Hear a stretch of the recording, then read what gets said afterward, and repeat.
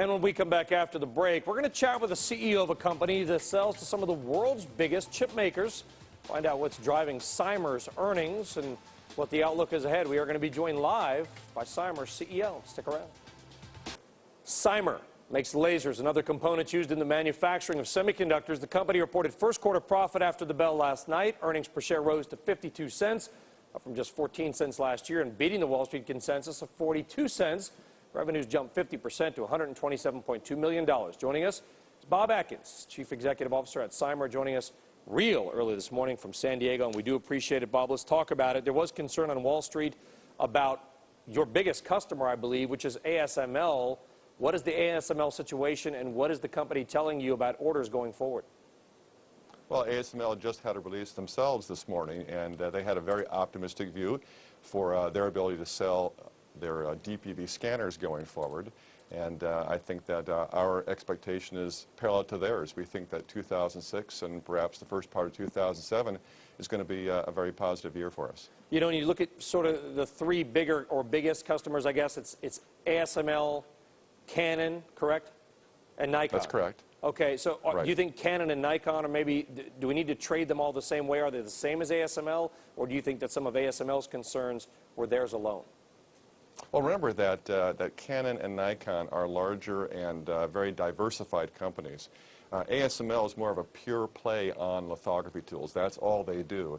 And they're the most strongly positioned in the area called deep ultraviolet lithography, or DPV lithography, which is also the sector that we play in.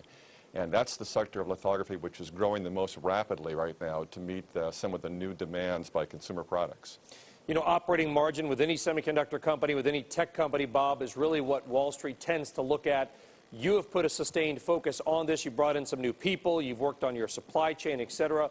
How much higher can operating margins head?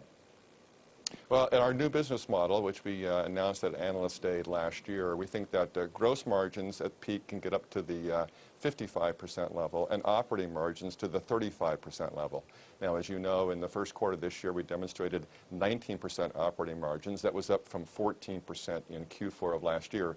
So we're on a strong trajectory, and we believe we can get to that kind of operating model by the fourth quarter of this year, just 3 quarters from now. You know, and if we look at the broader economy, we talk about capacity utilization. A lot of people at home's eyes maybe glaze over when we say that, but utilization of factories is important for you. Are you seeing higher utilization rates?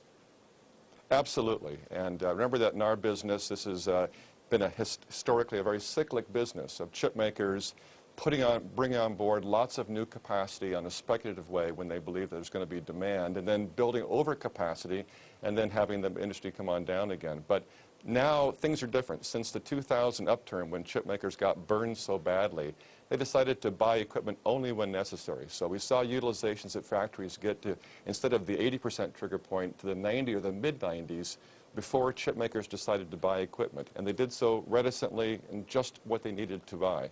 So that's going on now. They've finally reached the maximum capacity of their factories, and they're ordering new equipment to equip the old factories as well as the new factories that have been under construction. Yeah, and the more you use something, generally, the more it breaks down. And Stifel Nicolaus, an investment firm, seems to believe that's going to result in the ordering of more, not just new machines, but new parts for Cymer. Are you seeing that?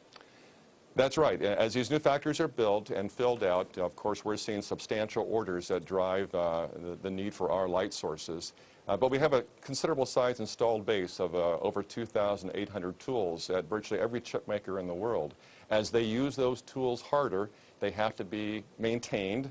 Core modules need to be replaced, spare parts and tuning, that kind of thing. And so our non-systems revenue, due to things like core modules, service and support, has become a very substantial portion of our business. Last quarter, it was about 46% of our total revenue. All right, Bob Atkins is CEO of Cymer. CYMI is the ticker symbol there, Bob. We appreciate your time this morning or this evening, whatever it is in San Diego. Thanks very much. It's been my pleasure, Brian. Thank you very much. All right.